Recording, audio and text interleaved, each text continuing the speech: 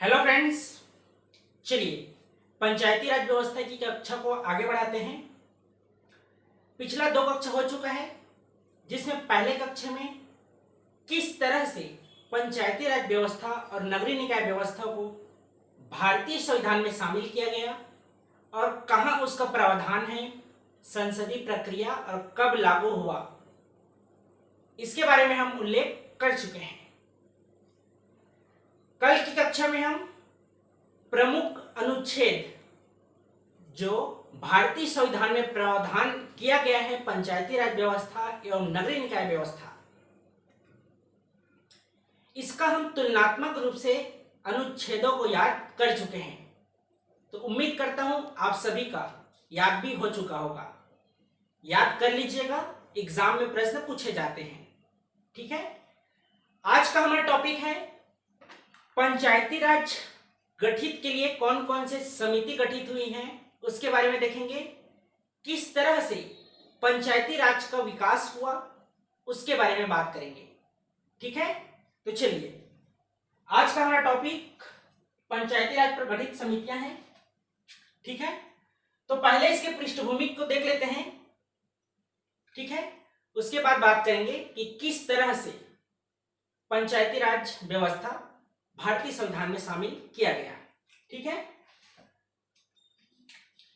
तो जब योजना आयोग, पहले आपका पंचवर्षीय योजना चलता था, तो 1952 के दौरान सामाजिक विकास कार्यक्रम रखा गया।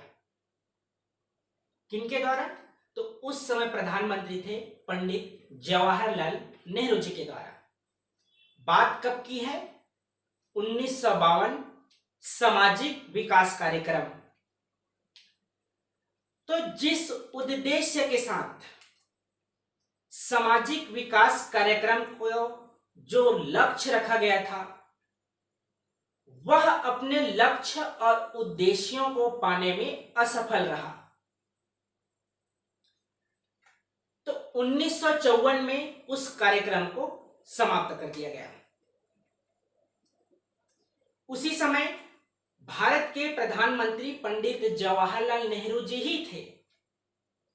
उन्होंने यह सिफारिश की कि पंचायती राज व्यवस्था को किस तरह से आगे बढ़ाया जाए, किस तरह से उसकी गठित की जाए, उसकी संरचना क्या होनी चाहिए। इन सभी के लिए सबसे पहले 1957 में बलवंत राय की अध्यक्षता में बलवंत राय मेहता समिति जो गठित हुआ 1957 में। ध्यान से समझते जाइए, एग्जाम के दृष्टिकोण से महत्वपूर्ण है। तो पहले जो कार्यक्रम चल रहा था, असफल होने के बाद यह सिफारिश किया गया, जिसकी अध्यक्षता कर रहे थे बलवंत राय मेहता, इसलिए उनके ही नाम पर बलवंत राय मेहता समिति जो 1957 में गठित हुआ। तो आइए वनडे एग्जाम को ध्यान में रखते हुए प्रमुख बातों का उल्लेख करते हैं, फिर समझेंगे कि इन्होंने क्या क्या सिफारिश दिए थे। ठीक है, तो देखिए गठन तो देख लिए कि 1957 में हुआ।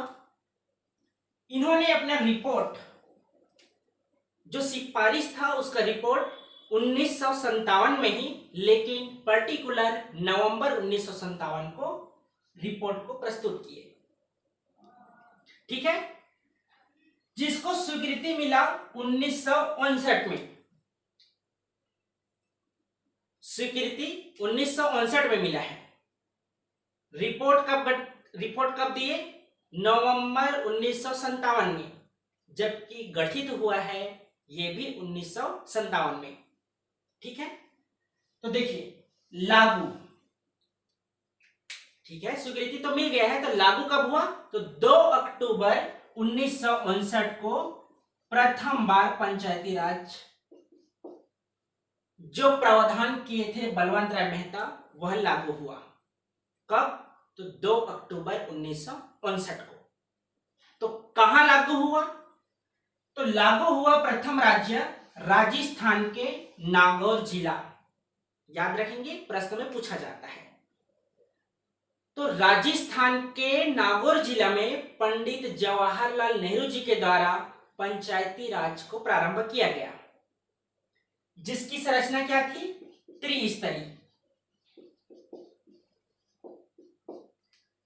2 अक्टूबर 1959 को पहला राज्य जहां पंचायती राज व्यवस्था लागू हो गया। द्वितीय क्रम में आंध्र प्रदेश में लागू हुआ 11 अक्टूबर 1959 को। पहला लागू हुआ 2 अक्टूबर 1959 को, दूसरा लागू हुआ है 11 अक्टूबर 1959 को, जिसकी संरचना क्या थी? तो इसकी संरचना द्विस्तरीय थी। क्या द्विस्तरीय, क्या त्रिस्तरीय? आइए देखते हैं। सिफारिश, क्या इन्होंने सिफारिश किया? किन्होंने? तो बलवंत राय मेहता समिति की क्या सिफारिश थी? आइए बात करते हैं। तो पंचायती राज व्यवस्था, इसकी संरचना त्रिस्तरीय होनी चाहिए। वह त्रिस्तरीय क्या होगा, इसके बारे में उन्होंने सिफारिश किया। तो क्या है त्रिस्तरीय? तो पहला ग्राम स्तर, दूसरा खंड स्तर और तीसरा जिला स्तर। जो आज का ग्राम पंचायत है, जनपद पंचायत है और जिला पंचायत है, यह उस समय का ग्राम स्तर, खंड स्तर और जिला स्तर। तो ग्राम स्तर पर ग्राम पंचायत की बात की गई, जिसका गठन प्रत्यक्ष रूप से होगा। खंड स्तर पर पंचायत समिति की बात की गई, जो गठित होगा अप्रत्यक्ष तौर पर। जिला परिषद जिला स्तर पर गठित होगा, यह भी अप्रत्यक्ष तौर पर गठित होगा।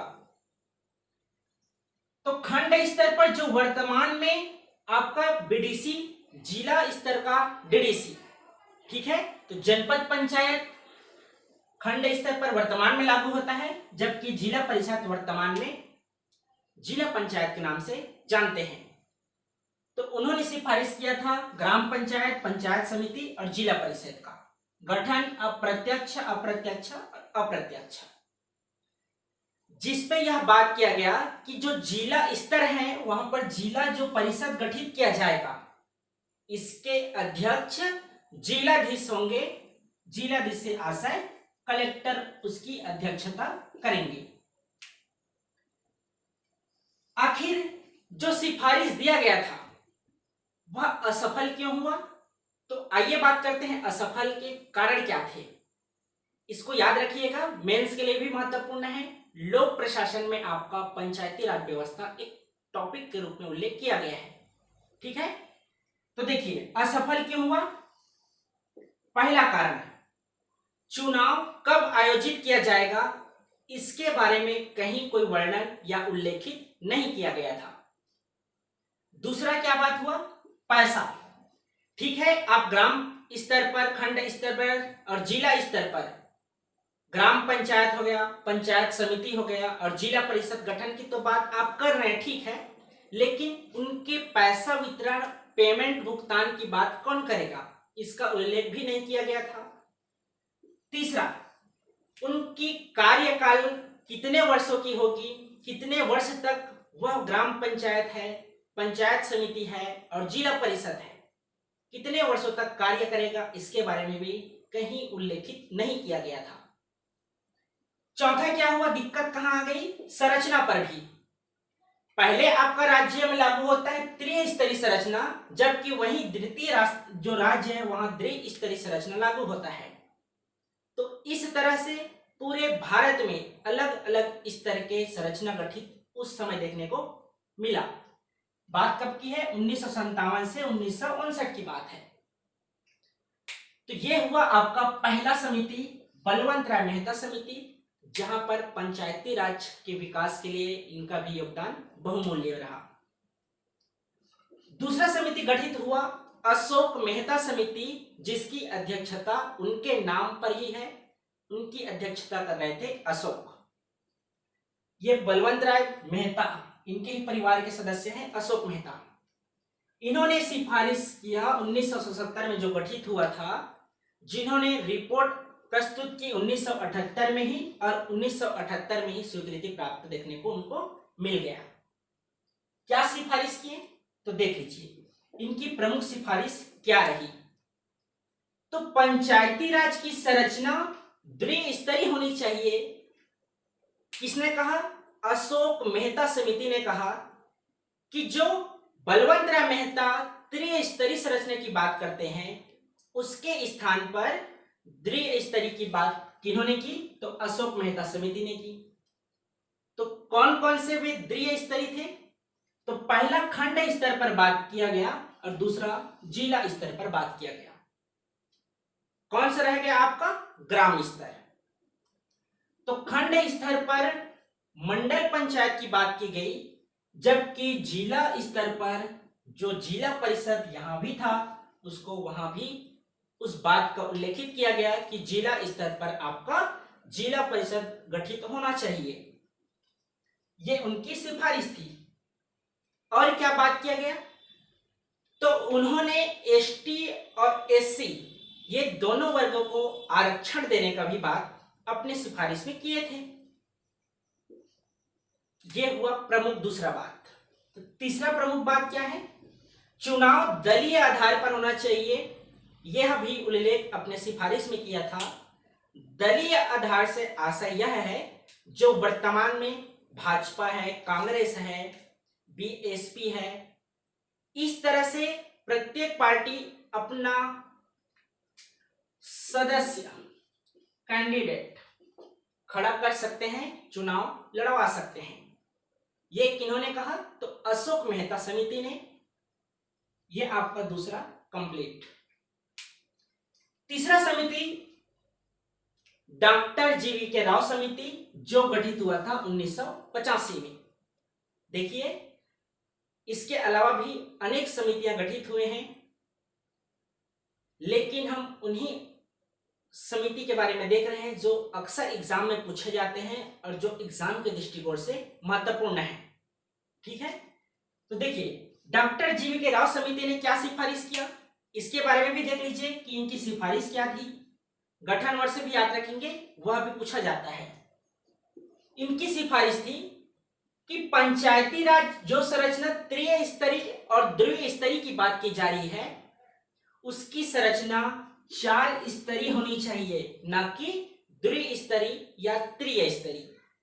तो कौन से 4 स्तरीय की बात की गई? पहला ग्राम स्तर पर, दूसरा खंड स्तर पर, तीसरा जिला स्तर पर और चौथा राज्य स्तर पर। तो जो बलवंत राय मेहता समिति जिन्होंने त्रिस्तरीय बात की थी उन पे एक चौथा स्तर जोड़ दिया गया, राज्य स्तर। ग्राम स्तर पर ग्राम पंचायत, खंड स्तर पर पंचायत समिति और जिला स्तर पर जिला परिषद। जो बलवंत राय मेहता समिति ने सिफारिश किया था उन पे चौथा एक परिषद जोड़ दिया गया, राज्य स्तर पर राज्य परिषद गठित किया जाना चाहिए। यह उनकी 4 स्तरीय संरचना की सिफारिश थी। दूसरा बात क्या था? जहां अशोक मेहता समिति ने एसटी और एससी वर्ग को आरक्षण देने की बात किया गया था, वहीं जीवी के राव समिति ने महिला वर्ग को भी आरक्षण दिया जाए इसके बारे में भी उल्लेखित अपने सिफारिश में किया गया था। एससी एसटी पहले से थे, महिला वर्ग को इसमें भी आरक्षण दिया जाए इसका उल्लेख डॉक्टर जीवी के राव की समिति के सिफारिश में देखने को मिलता है। और प्रमुख बातें क्या हैं?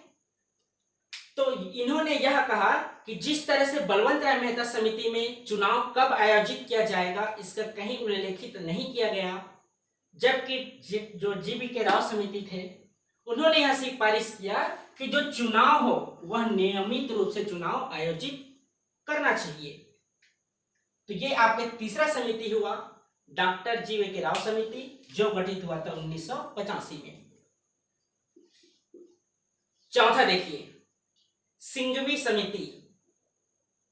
तो सिंघवी समिति क्या है?